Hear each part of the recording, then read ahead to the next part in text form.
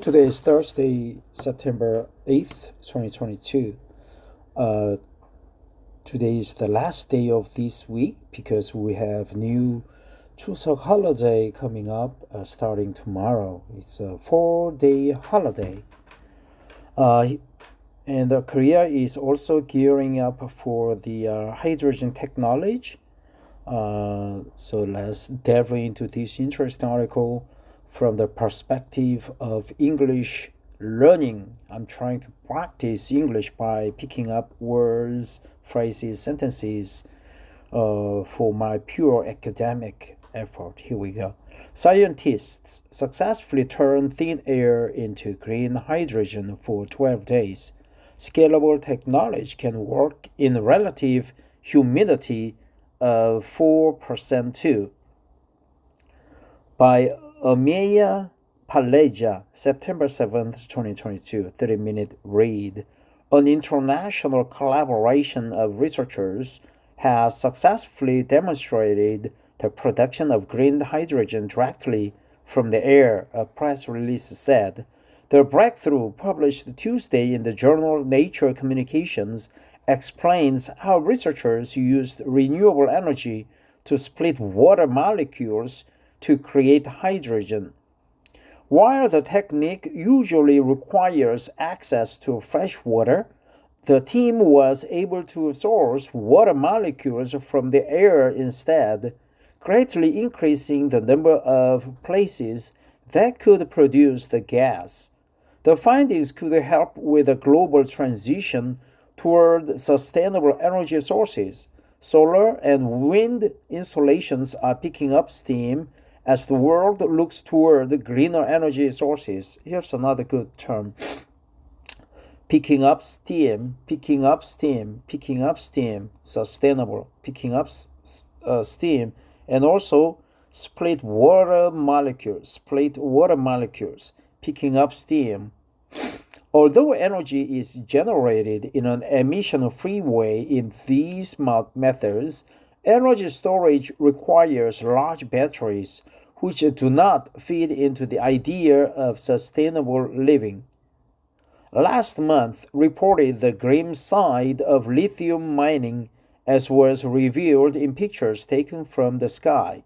Large stretches of salt flats in the lithium triangle of Argentina, Bolivia, and Chile are now covered with brine pumped to extract lithium, risking local flora, fauna, and communities. Salt flats. That's another good term. Salt flats. Large stretches of salt flats. Large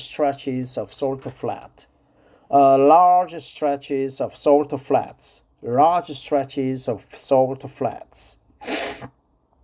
Pumped brine, covered with brine, with not brine water, but it can be, but here it stands alone. Brine, pumped to extract lithium, pumped large stretches of salt flats. The long-term solution to the problem may lie in other energy sources such as hydrogen. As green as it gets, hydrogen combustion is possibly the cleanest of all energy resources we have on the planet.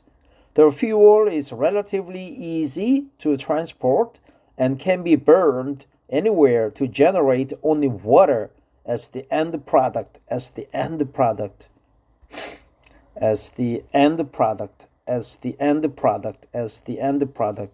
Moreover, the water can be split back into hydrogen and oxygen using a renewable energy source to yield green hydrogen once again. Scientists have been deploying water electrolyzers to split fresh water into a clean energy source, aiming to tie them up with renewable sources of power to make them greener and more sustainable. Unfortunately, that is precisely where the problem lies. There is a strong mismatch between the availability of fresh water and renewable energy sources. Water is scarce even to meet local needs in regions where wind and solar are abundant. Renewables are scarce in areas with of plenty of fresh water to make hydrogen fuel. Tapping into the air's moisture has previously reported how researchers want to tap into the moisture content in the air to solve water woes. A research collaboration of scientists from China, Australia, and the UK wants to take this a step forward and harvest green hydrogen from the system. Nature, the researchers are hygroscopic electrolyte to absorb the moisture from the air and then power the electrolysis using energy harnessed from the sun or wind. Their current density with their setup was 574 milliampere per square centimeters. The prototype was operated consecutively for 12 days, during which the Faraday efficiency was stable at 95%. Sergeant at arms. So we have the pronoun at. Okay. The researcher said in a paper published today.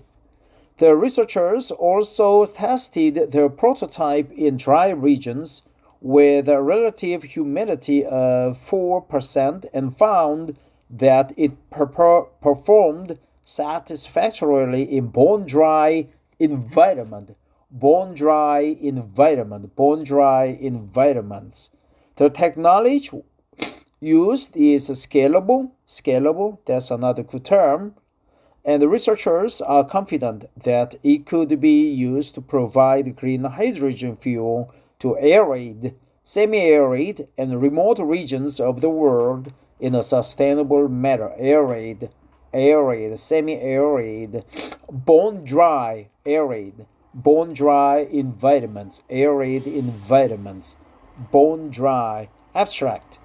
Green hydrogen produced by water splitting using renewable energy is the most promising energy carrier of the low carbon economy. However, the geographic mismatch between renewables distribution and freshwater availability poses a significant challenge to its production.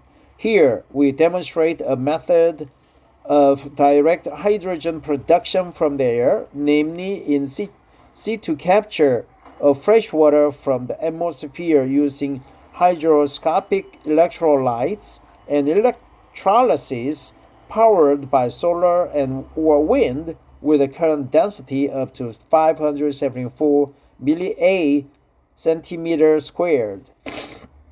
A prototype of such has been established and operated for 12 consecutive days with a stable performance at a Faraday efficiency of around 95%.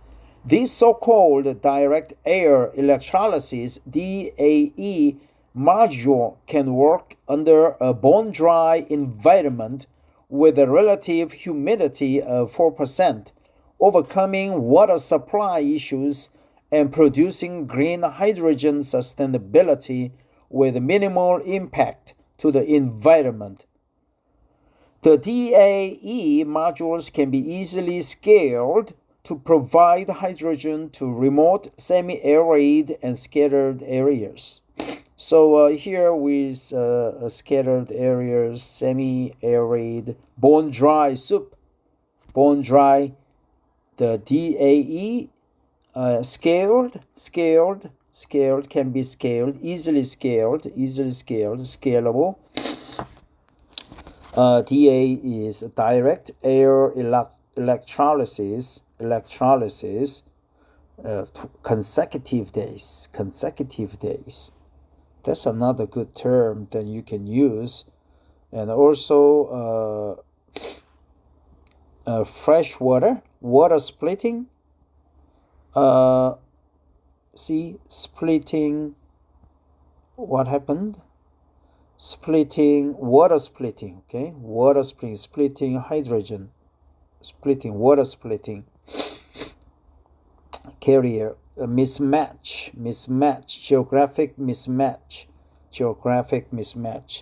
Well, that's just about it. Nothing particular, but at least it says they could get hydrogen from the thin air, even in their arid area. So, and other expressions that we learn are stretches, large stretches of salt flats, scalable, easily scaled, fresh water splitting, arid, bone dry.